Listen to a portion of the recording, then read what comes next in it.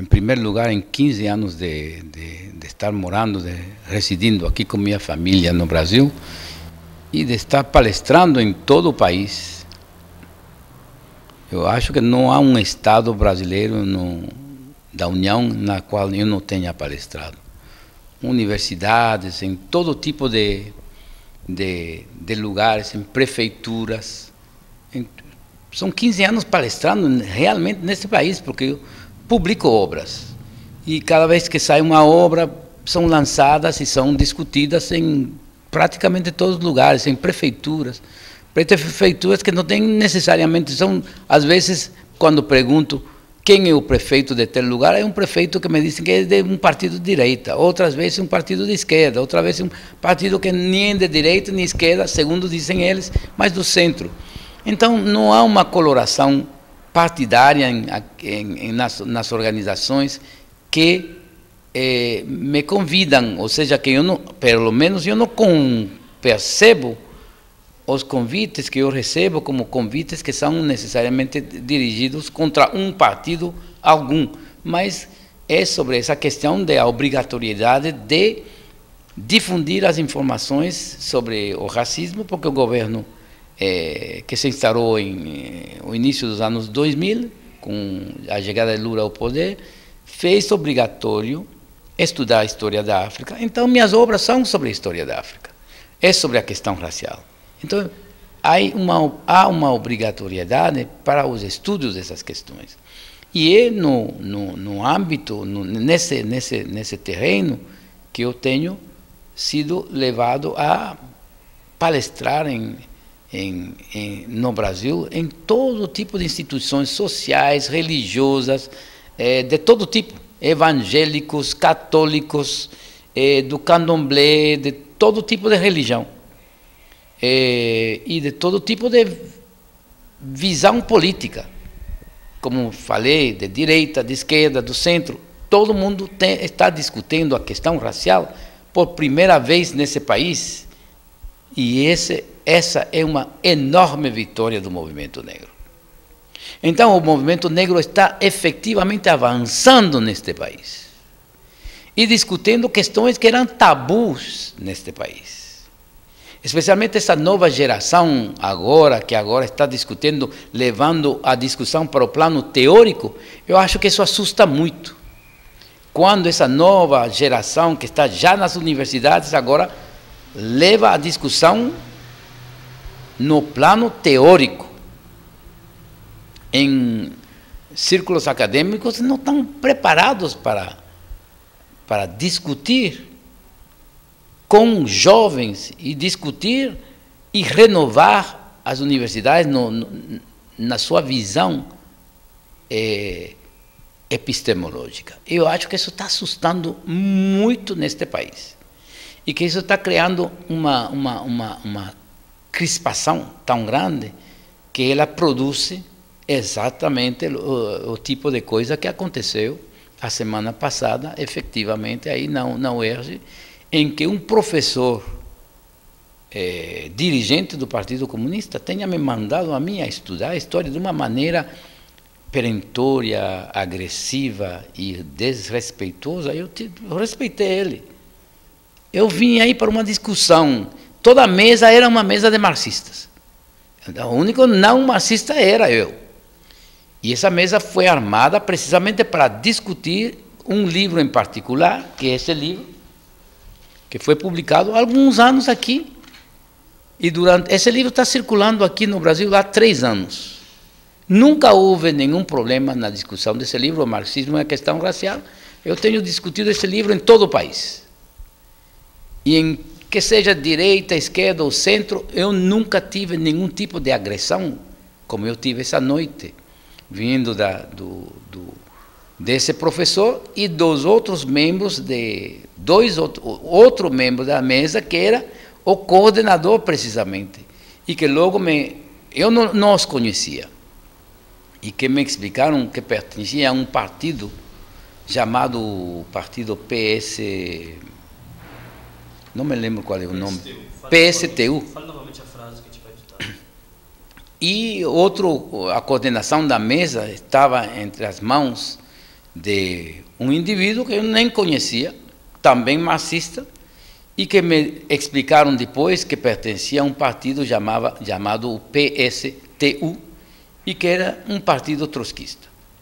Mas eu não tenho nenhum problema em discutir com trotskistas, discutir com comunistas, marxistas, qualquer tipo de pessoa que queira discutir sobre qualquer de minhas obras, eu discuto. Eu só pedi aos organizadores que fosse uma discussão civilizada, porque eu não quero nenhuma discussão de confronto física e verbal, e aí essa noite efetivamente houve até a possibilidade de uma agressão física, até o ponto que depois dessas agressões que aconteceram, eu fui xingado de agente da CIA, começaram a gritar fascista, agente do imperialismo, e muitas coisas estavam acontecendo aí, e se criou uma situação de caos, e dentro desse caos eu fiquei bem calmo, mas eu vi que rapidamente vieram jovens que eu também não conhecia, que me falaram: professor, por favor, fique sentado, que estamos aqui para protegê-lo. E eles me cercaram, e então eu me di conta que efetivamente era algo sério, porque havia muita xingadeira, muitos gritos, e havia um movimento aí vindo que começou na mesa, começou ao meu lado com esse professor, me faltando, desrespeitando de uma maneira que me surpreendeu.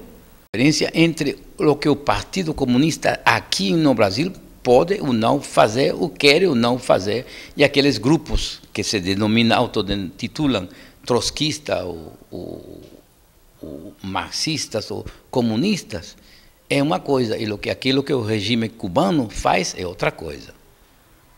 Muitas pessoas, imediatamente essa noite, pessoas vieram me discutir comigo e me perguntar precisamente a mesma coisa, se pensava que essa era uma operação montada pela Embaixada de Cuba no Brasil. Eu devo ser sincero, eu não acredito que a Embaixada de Cuba teve um envolvimento qualquer nesse sentido. Eu acho que aqui são grupos que estão ficando cada vez mais descontrolados, que estão absolutamente vendo que, especialmente a juventude negra, tem escapado ao controle deles, que eles não têm mais um controle sobre o movimento negro que talvez ele tenha tido a certos momentos, e que agora está surgindo algo que os espanta, que eles não compreendem. Eu acho que o movimento negro do Brasil tem tido tanto sucesso, um sucesso enorme, muito mais do que o próprio movimento negro acredita ter tido. E que esse sucesso do movimento negro, que está criando inclusive grupos dentro da população branca liberal deste país, que estão começando o debate da questão racial, que esse grupo que me convidou pertence a esse tipo de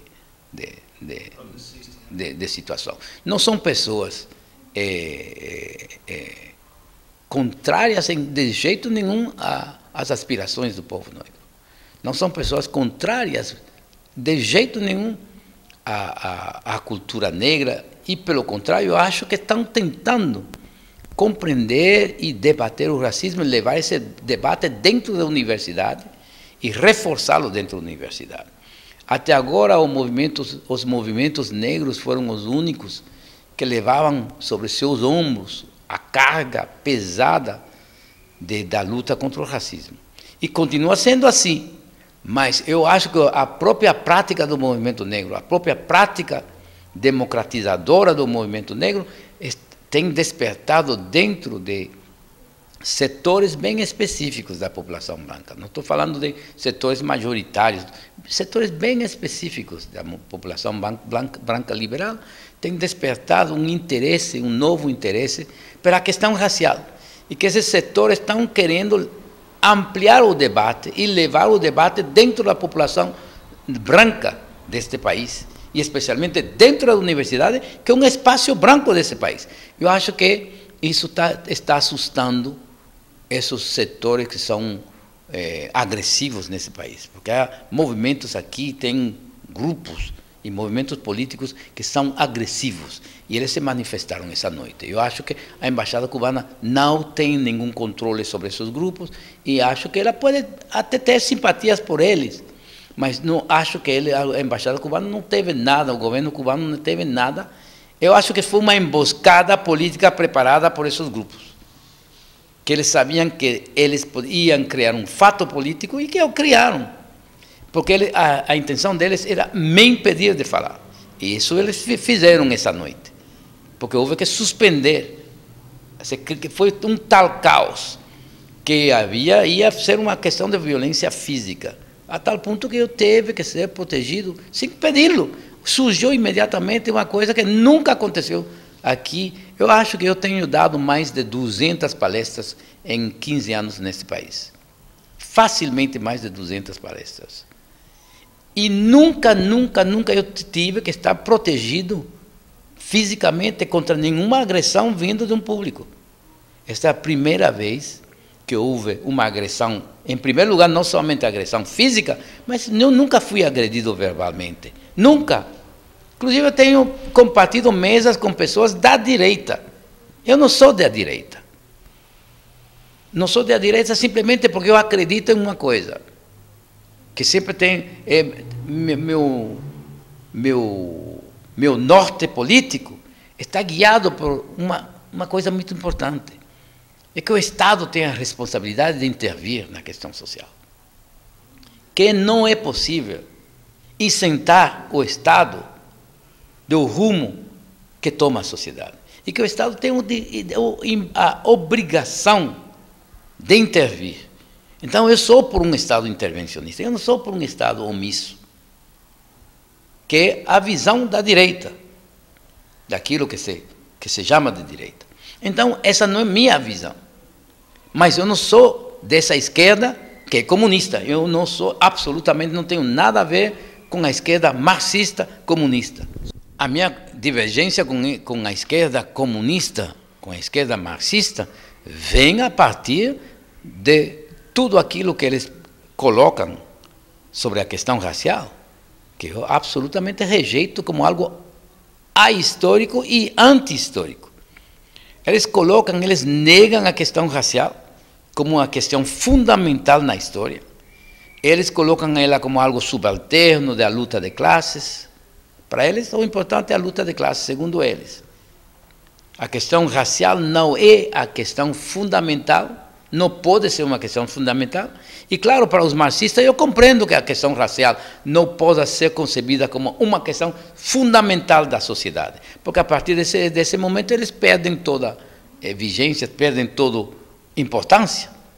Se uma questão racial é fundamental dentro da sociedade, são os negros que emergem como protagonistas e que emergem como os pensadores dessa questão.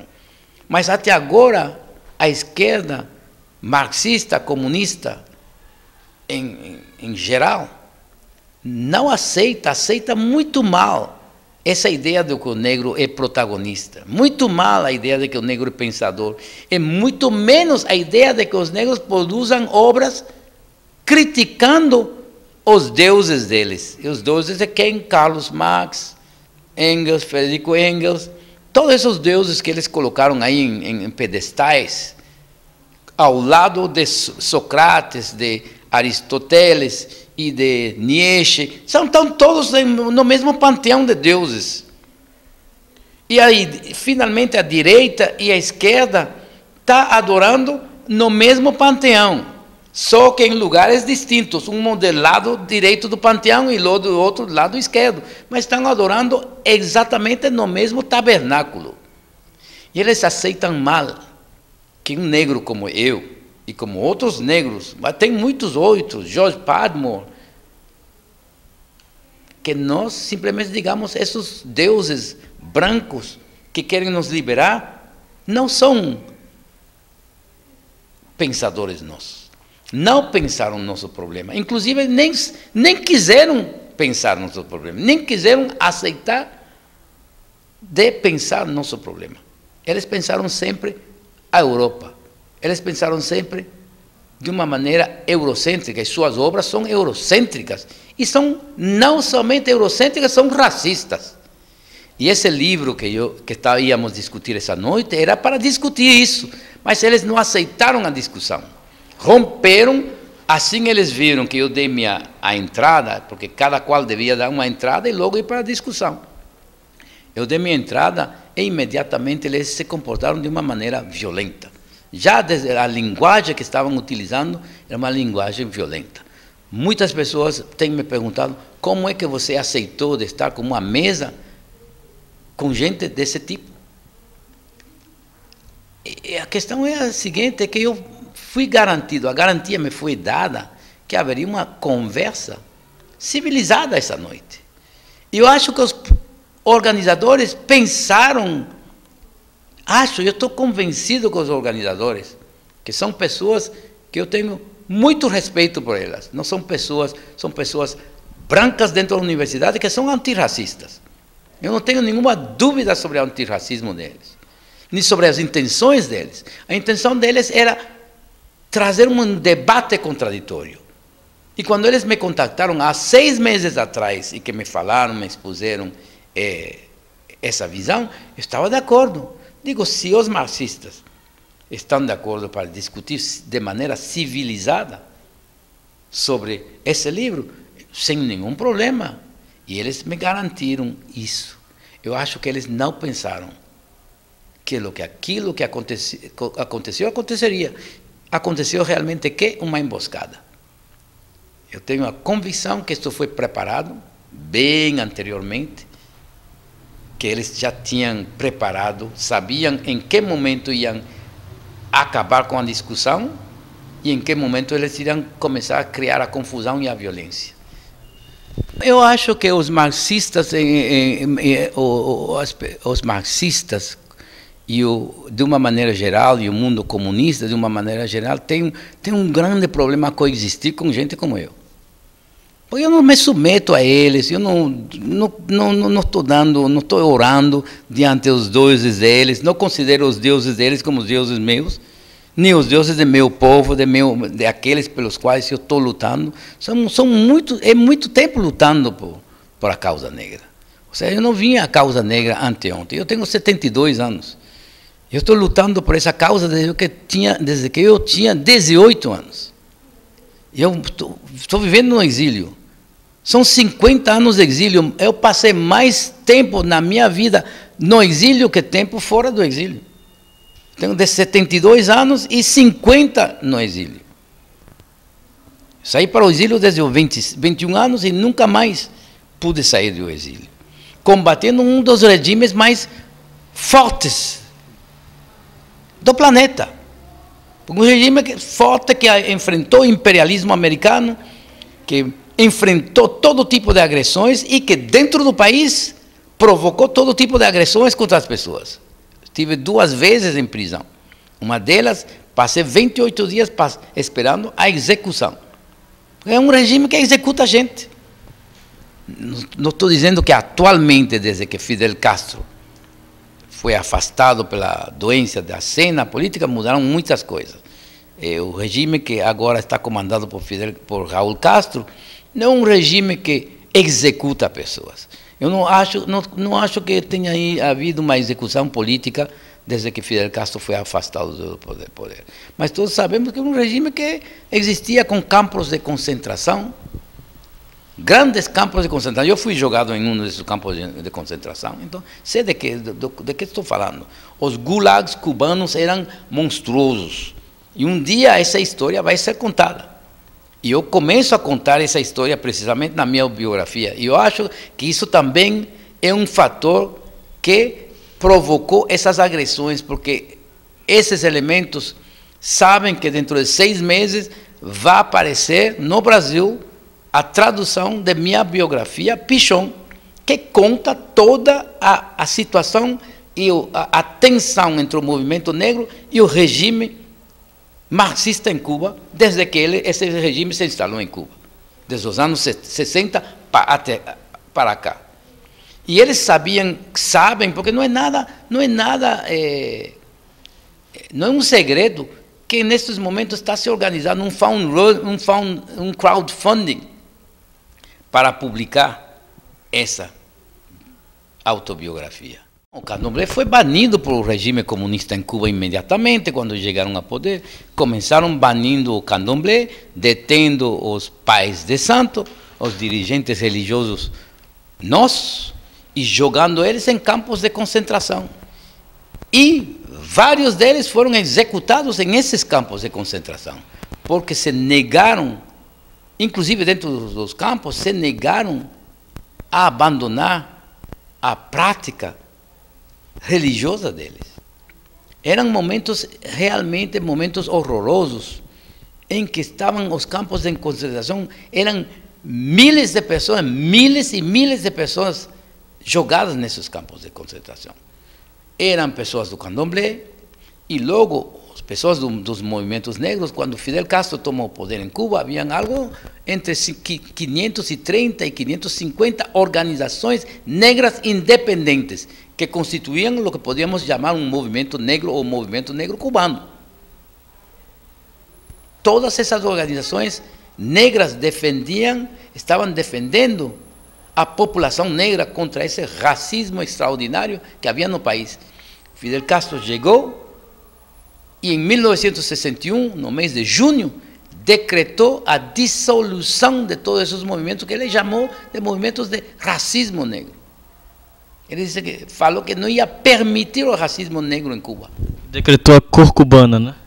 E aí ele decreta que a única cor que vai existir em Cuba é a cor cubana. E a cor cubana, qual era? A cor cubana é a cor do regime.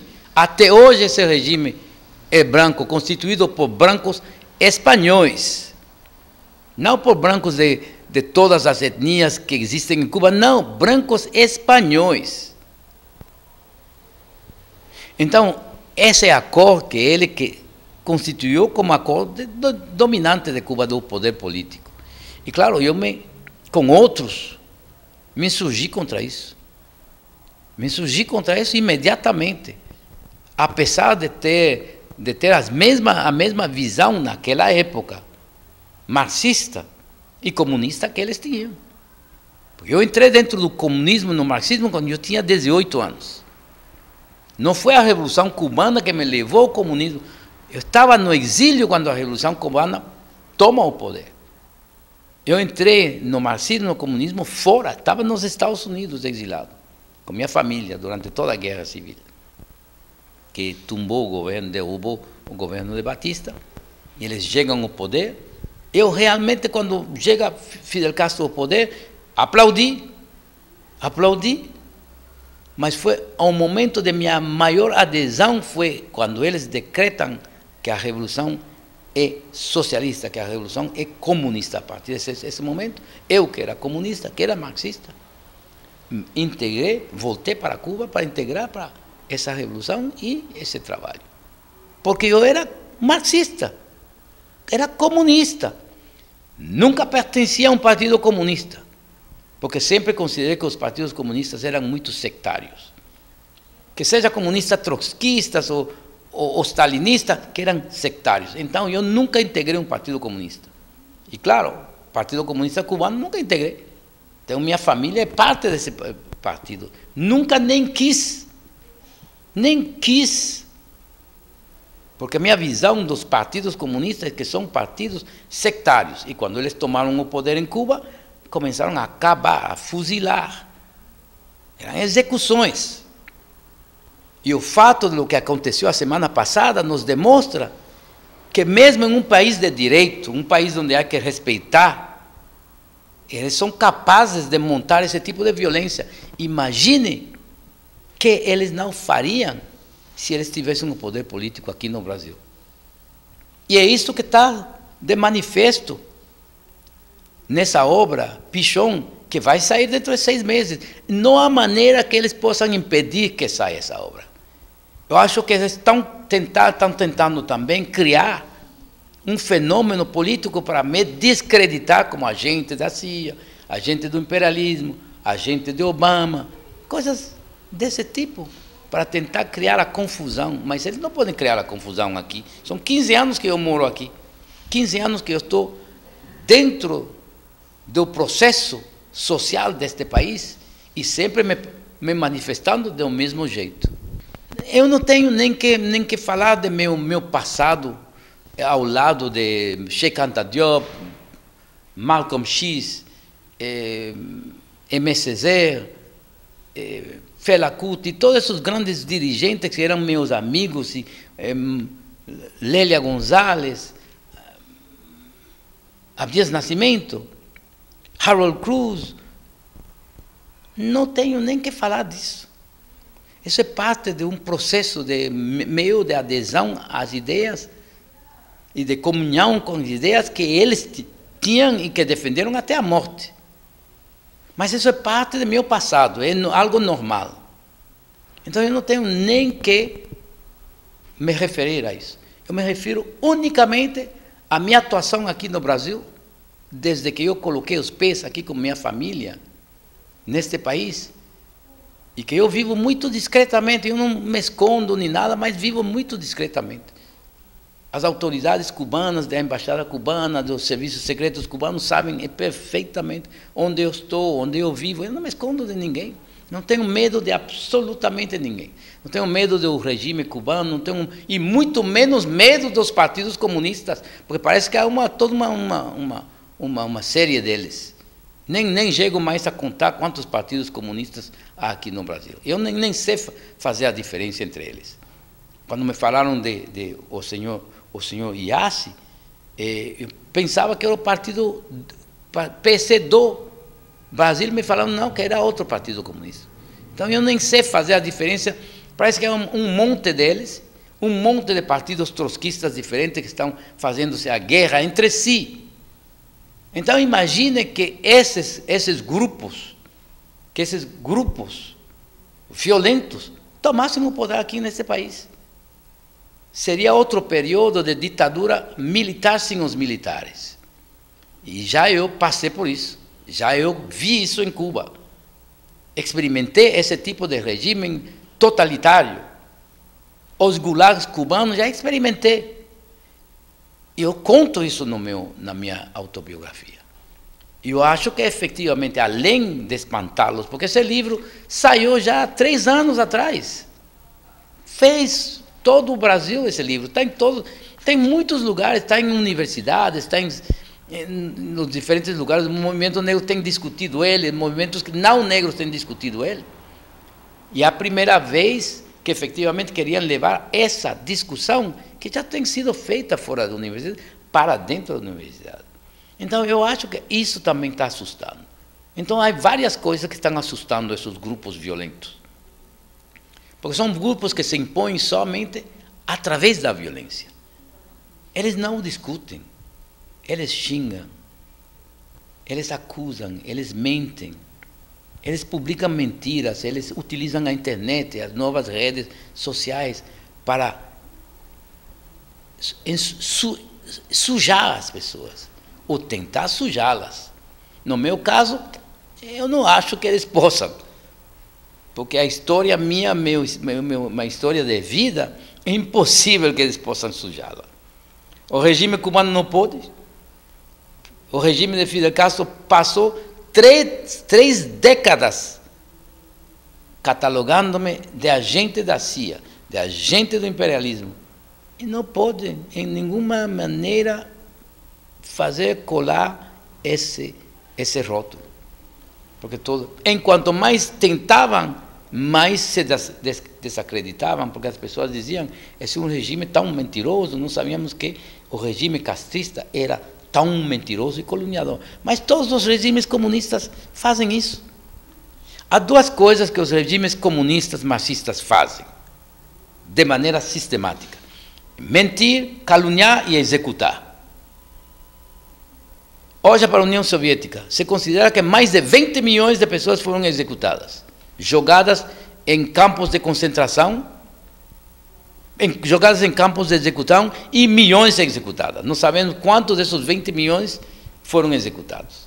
Regime chinês, parece que a Revolução Cultural somente matou 8 milhões de pessoas. Sem falar de todas as outras repressões fora da revolução cultural que houve nesse país gigantesco. O Vietnã, a mesma coisa. Coreia do Norte, você está diante de você, o regime de Coreia do Norte, matando até seus próprios dirigentes. Matam, há 6 meses mataram os número 2 foi executado sem nenhum processo, nada, e constantemente matando. O regime de Fidel Castro, milhares de pessoas têm sido executadas em Cuba nos 50 anos que eles tomaram o poder. Executados em secreto, sem nenhum tipo de tribunais, julgar as pessoas diante de tribunais, e aqueles que foram julgados de tribunais foi uma farsa, como o próprio general Ochoa, que comandou as forças cubanas em Angola. O próprio general cubano Ochoa, um dos generais mais respeitados e queridos pela população, eles executaram ele. Executaram ele como um cachorro. Numa coisa totalmente sórdida em torno a um tráfico de drogas que se sabia que o governo cubano tinha organizado o tráfico de drogas para poder retirar divisas estrangeiras. Então, as execuções é próprio desses regimes. Regime quando o marxismo se instalou em Etiópia, foram milhares e milhares de mortos que o Derg executou.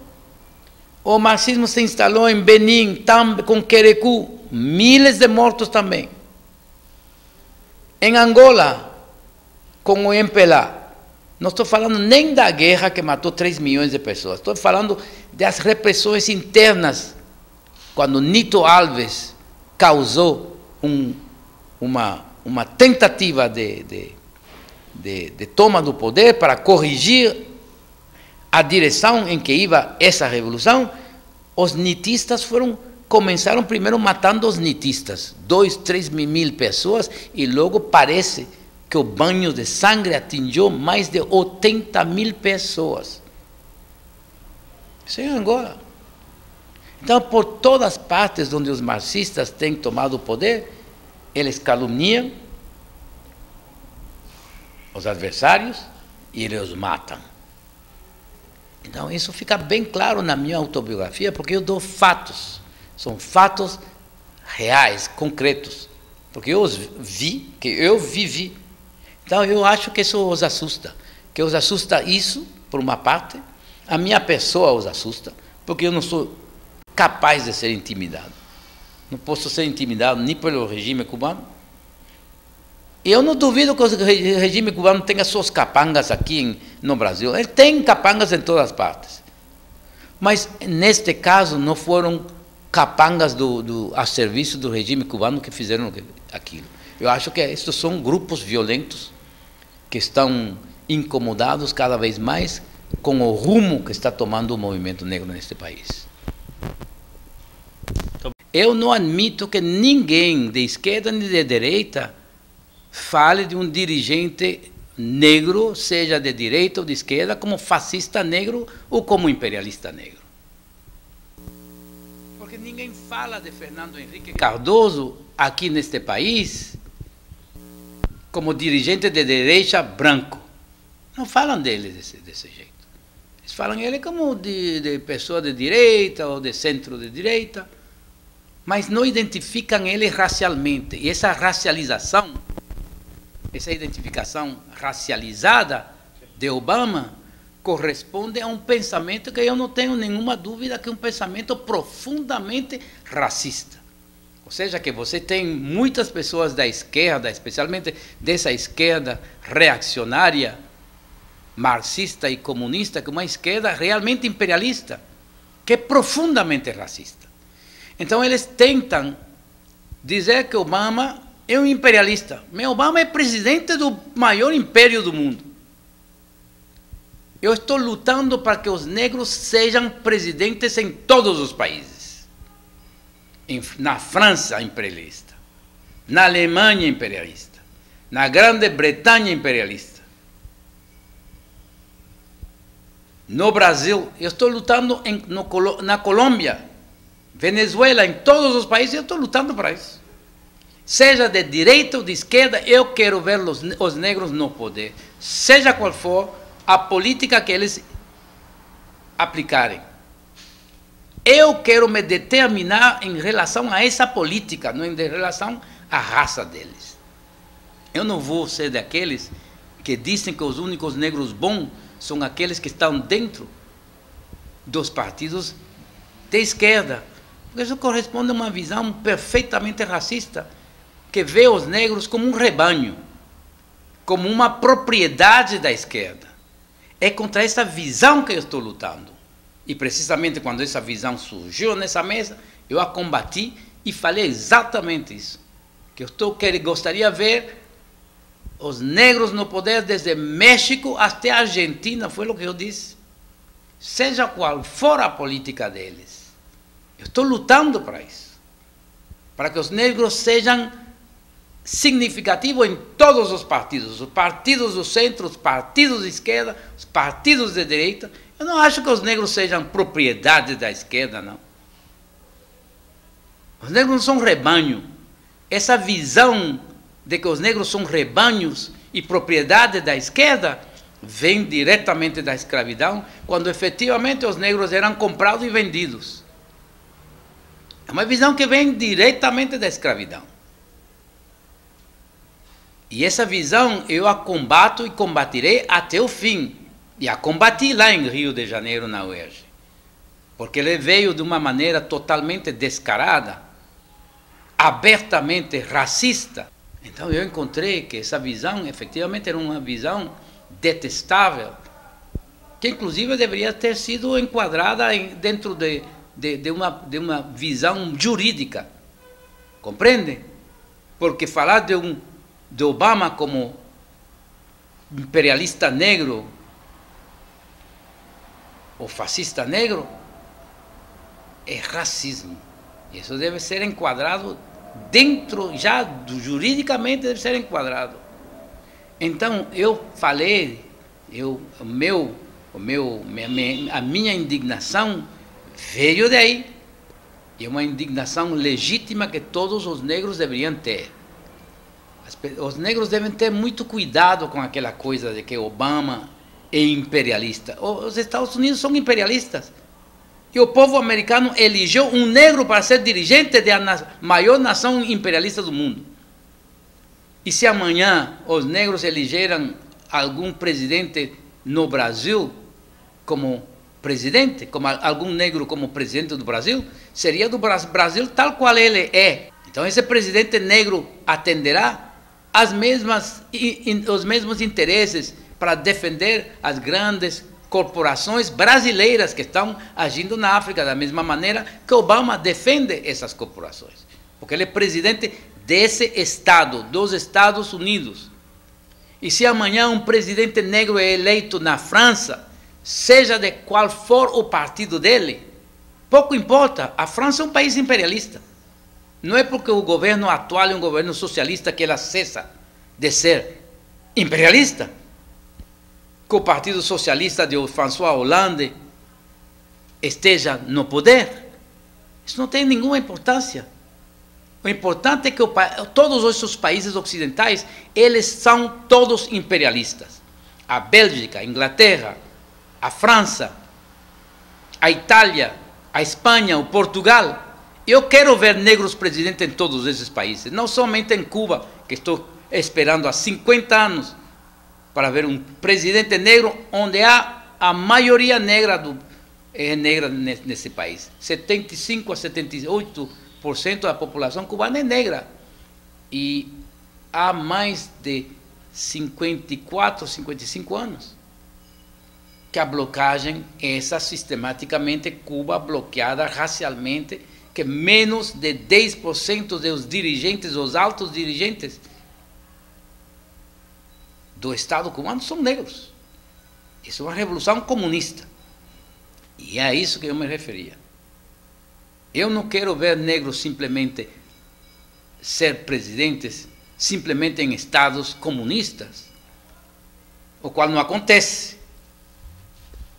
Não acontece nunca. E o único caso onde poderia acontecer de um negro em um Estado multirracial, de um Estado comunista, não aconteceu em Cuba. E não acontece. 55 anos e não acontece. Então, durante esses 55 anos, houve um processo profundo de democratização dentro da sociedade americana que levou àquilo que aconteceu lá nos Estados Unidos. Então, há que ter muito cuidado com isso. Obama não é o produto de um processo fascista dentro dos Estados Unidos, é o produto exatamente do contrário, de todas essas lutas do movimento negro durante 50 anos, que levou um Obama ao poder.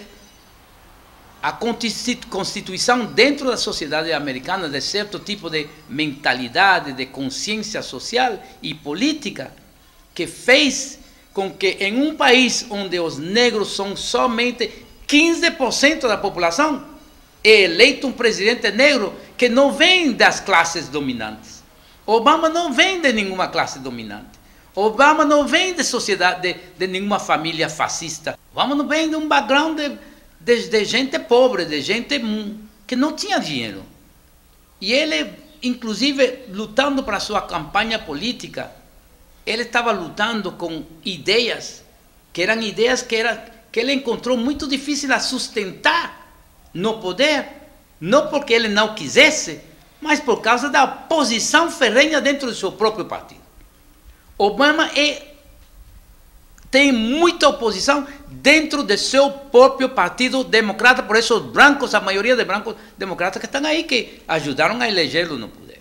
Muitas pessoas não veem isso, que dentro do partido democrata você tem um setor muito reacionário e racista, ultrarracista, que é um setor de direita dentro desse partido. E você tem um setor progressista, que é esse setor que apoia Obama. Então é muito difícil, não é tão fácil de simplesmente designar Obama como um fascista e como um imperialista, e muito menos como um imperialista negro, porque aí estão me ofendendo. Aí eu me sinto ofendido racialmente, e todo negro deveria se sentir ofendido, porque é uma ofensa racial, é um insulto racial de falar do presidente dos Estados Unidos como um imperialista negro ou como um fascista negro. Essas coisas são coisas que não podem ser permitidas. Não podem ser permitidas, porque ninguém fala dos dirigentes brancos. François Hollande, em França, nunca se falou de um imperialista branco dele. O presidente, o primeiro-ministro da Inglaterra, não se fala dele como imperialista branco. Eu sou um dos grandes críticos do imperialismo americano. Como sou um grande crítico do imperialismo francês. Sou um grande crítico do imperialismo britânico. Sou um grande crítico do imperialismo cubano. Há um imperialismo de todos esses países que agora estão constituindo-se como as novas potências no mundo. China, o imperialismo chinês, imperialismo da Turquia, imperialismo de Israel, imperialismo de Irã, imperialismo da Índia. São enormes países com muita força, que têm a possibilidade de militarmente exercer uma pressão sobre outros países, militarmente e politicamente, para que esses países cedam. São países que, com essa força que eles têm, eles podem obter os recursos naturais, os recursos mineiros dos outros países do mundo, para seu próprio crescimento. Para seu próprio crescimento. Então, o imperialismo é isso, é a capacidade que tem um país de abusar de outros países. Mesmo sorrindo, mesmo se é um imperialismo que sorri, de abusar de outros países. Então, não é somente os Estados Unidos que são imperialistas. Se vamos falar de imperialismo, vamos falar de todos. E se vamos falar de Obama, vamos falar de todos os presidentes desses países imperialistas. Não vamos singularizar Obama como um imperialista negro. Isso foi o que me ofendeu profundamente e deveria ofender todos os negros e todos os brancos que são antirracistas, não somente neste país, mas no mundo inteiro. Porque isso é racismo profundo, é racismo que vem de 4 séculos de escravidão. Não é nem neorracismo, porque os neorracistas são muito mais cuidadosos, não falam assim. Os neorracistas são muito mais diplomáticos, mas isso surgiu de um fundo de 4 séculos de escravidão, essa acusação de negro imperialista e de negro fascista.